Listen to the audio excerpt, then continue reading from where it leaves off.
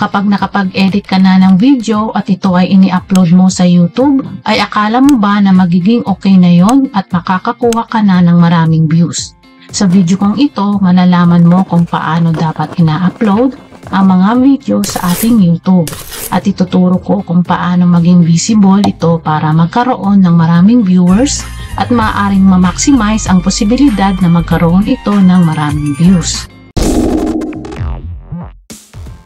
Ang nagiging problema natin mga small YouTuber ay kapag natapos na ang pag-i-edit sa video ay may haharapin na naman tayong problema.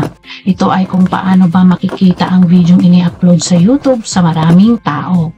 Akala natin na kapag ito ay na-share natin sa ating social media katulad ng Facebook ay mayroong manunood nga dito.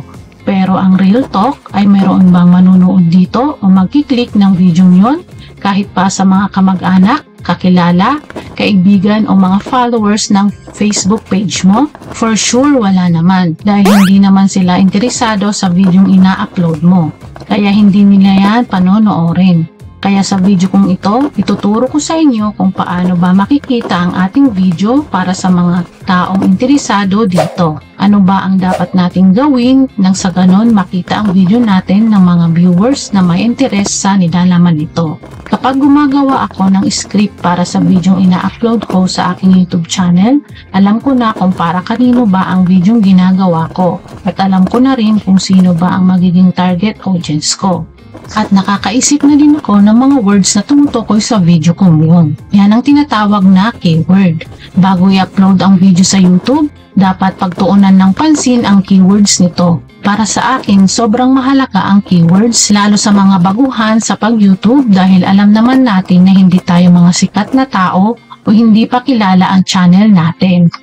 Kahit anong ganda ng pagkakagawa ng video, kung hindi mo yan nilalagyan ng tamang keywords, hindi yan makikita ng tamang viewers at mananatiling kakaunti ang views niyan. Ang keywords ang magpapakilala kay YouTube kung para kanino ba ang video mo, para saan, o sino-sino ba ang target audience mo, para sa mga taong nagsisearch ng video na gusto nilang mapanood. Maaari nilang makita ang video mo kapag nag-search sila sa YouTube search o kahit sa Google search ng dahil yon sa keywords. Saan ba nilalagay ang keywords? Ang keywords ay pwedeng ilagay sa title, description at tags. Ang tanong, paano ang tamang paraan sa paglalagay ng keywords sa title, description at tags? Para maipaliwanag ko ng maayos ang about sa paglalagay ng keywords sa title, description at tags, ipapakita ko sa inyo kung paano at saan ba ako humahanap ng tamang keywords at kung tama ba ang proseso ng pag-upload ko sa aking video para ito ay makakuha ng maraming views. Ang ginagawa ko ay ganito. Una, unawaing mabuti ang nilalaman ng video at para kanino ba ang videong ginagawa. Ang pag-alam kung ano ang interesado sa iyong target audience ay napakahalaga para sa paghahanap ng mga keywords dahil nagbibigay daan ito sa iyo na iayon ang iyong content sa mga topic at query na hinahanap ng iyong mga targeted audiences. Pangalawa, gamitin ang YouTube Suggest. Simulan ang pag-type ng mga naisip na keywords sa YouTube search bar at i-take note ang mga automatic suggestion keyword na lumilitaw. Ang mga keywords na ito ay batay sa mga popular query sa YouTube search. Mahalaga ang mga ito para sa iyong keyword research. Pangatlo, keyword research tools. Isa sa ginagamit ko para sa keyword research tools ay ang TubeBuddy. Ginagamit ko ito para makita lang kung popular ba ang keywords na ginamit ko sa aking tags at may makikita ka din ng mga tips na sasabihin sa bawat video na pinanood o sa mismong video mo. Halimbawa, pipiliin ko itong videong ito. For PC version ng TubeBuddy, ganito ang makikita nyo. May video analytics yan. Yung ipapakita ang mga summary, SEO, social media channel lifetime views, subscribers, at kung ilan na ang na-publish na video. Best practices like high resolution thumbnail, info cards added, end screen added, comment pin, like on Facebook, caption added, comment hearted, chapters added. Then, next is yung mga tags na ginamit. Dito sa tags, makikita nyo naman dito kung ano yung mga tags na ginamit ng videong ito. Then, kapag i-click natin itong rank tags, ipapakita dyan kung ilan yung nag-rank mong tags. Then, balik tayo dito sa tags. Makikita mo naman mayroong number na kulay green dito sa tags na nilagay. Ibig sabihin ng number na yan ay rank yan ng tags mo. Meaning, kung nakita mong number 1 ang nakalagay sa mga tags mo, ibig sabihin na ang tags na ginamit mo sa video na yan ay nasa rank 1. Kung number 2 naman, meaning nasa rank 2 naman ang tags na yan. Kapag may nag-search ng ganyang keyword sa YouTube search, una or pangalawang ipapakita ang video mo depende sa kung anong kulay green na number na nakalagay dyan sa tags na ginamit mo. Sinasabi din dito sa TubeBuddy, add tags or your title. Sinasabi din dito sa TubeBuddy, ang nire-recommend ng TubeBuddy ay dapat daw na may 1 or 2 keyword na makikita sa title para makakuha ng mas maraming views sa search at sa mga related videos na ganoong keyword. Dapat din na ito ay naglalarawan sa kung anong nilalaman ng video ginawa mo. Ibig sabihin, kapag may isang viewer na nag-search sa YouTube o kaya sa Google search na parehas ng keywords na ginamit mo sa title, syempre maaaring lumabas ang video na yon. Pero depende yan kung maganda ang rank ng keywords na ginamit sa title, sa description at sa tags. Naisip mo na ba kung gaano kahalaga ang keywords? Ang tanong,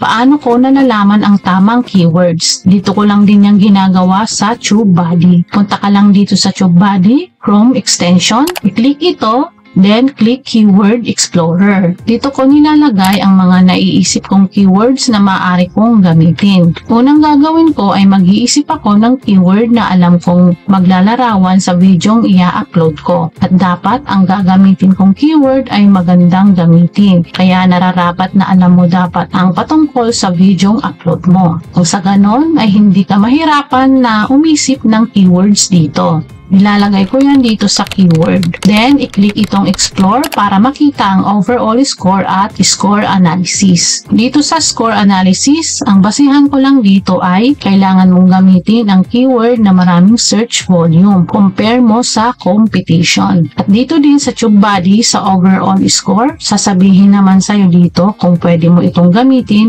kung hindi gamitin. Next, add tags to your description. Sobrang mahalaga na may mag-appear na keywords sa unang lines ng description sa video. Ganito ang paggawa ko ng description. Sa unang line ng description ko ay gagawa ako ng paragraph na makikita ang mga keywords na ginamit ko sa aking title at sa aking tags. At yan ang sinasabi ni TubeBuddy. Mayroong mag-appear na right keyword sa iyong description. Mas maganda, nilalagyan nyo din ito ng chapters. Nang sa ganon, ay matulungan ang mga viewers na panoorin lang ang gusto nila. Sa bawat nilalagay mong chapters dito sa description, nakakatulong ito na malaman pa ni YouTube kung para kanino at kung ano ang laman ng video mo. Para malaman niya kung kanino ipapakita ang video ko na ito. Tatandaan, ang videong ina-upload natin ay mananatiling nandyan sa YouTube kung hindi man yan magkaroon ng maraming views ngayon. Ay maaring sa ibang araw ay bigla na lang dadami ang views niyan. Basta tama ang pag-SEO o pag-optimize ng videos mo. Once na dumating ang araw na hanapin ng mga viewers ang keywords na yan, ipapakita ni YouTube ang video mo sa naghahanap ng keywords na iyon. Title length. Sabi dito ay ayos lang gumamit ng mahabang title para maging descriptive o para mas ma-describe mo ng maayos kung ano ba o para saan ang video mo. Pero wag naman daw gumamit ng sobrang namang haba na title na sobrang hirap din itong basahin. Tags length. Pinayagan ni YouTube na maglagay ng tags ng 500 characters. So gamitin mo itong lahat. Lagyan mo ng mas maraming tags yung video mo hanggat pwede. Add captions. Ang paglalagay ng caption sa video natin ay nakakatulong sa mga viewers na may kapansanan sa pandinig. Pero bukod dito, sinasabi ni TubeBuddy na makakatulong din ito para manguna ang rank ng video natin sa search. Add cards. Itong cards ang nakikita ninyo na kagaya ngayon kung mapapansin ninyo yung lumalabas sa screen ngayon habang pinapanood mo ito, pwede mong ilagay dyan ang iba mong video na gusto mong i-promote o related sa mga videos na pinapanood ng nanonood mo ngayon. Pag nag-click sila dyan, mapupunta sila sa video na inilagay mo doon sa card na iyon. Add end screen. Ang end screen ay makikita makikita mo palagi sa huling part ng mga videos ko. Bakit ko nilalagyan ng end screen? Yun ay ang after nyo manood pa ng isang video ay papakita ng end screen yung iba ko pang video na maaring interesado ang manonood. Makakatulong iyan para sa halip na umalis ang viewers ninyo after manood ng video nyo ay maaari pa silang manood ng ibang mga video na makikita nila sa end screen ninyo. Ibig sabihin ay mapapanatili mo ang manonood ng iyong mga content at yan ang gustong-gusto ni YouTube. Ang mapanatili natin ang mga viewers ng kanyang platform.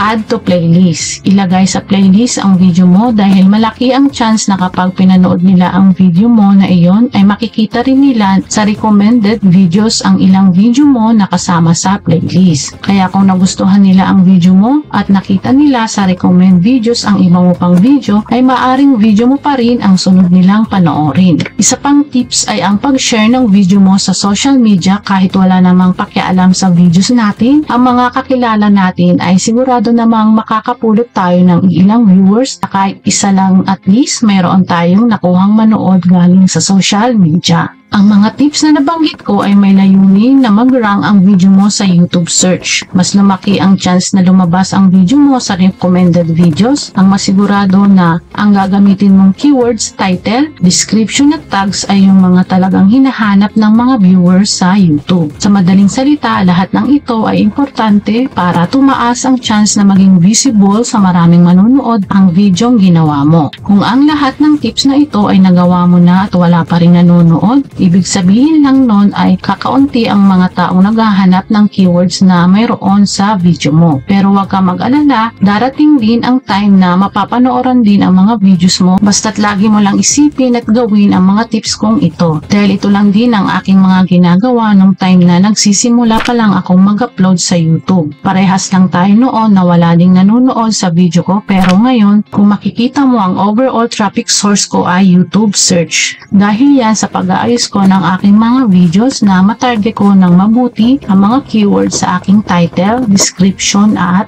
tags.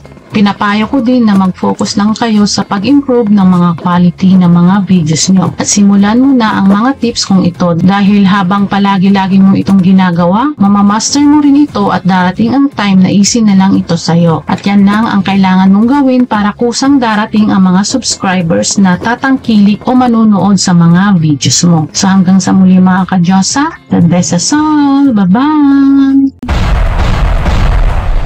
Subscribe now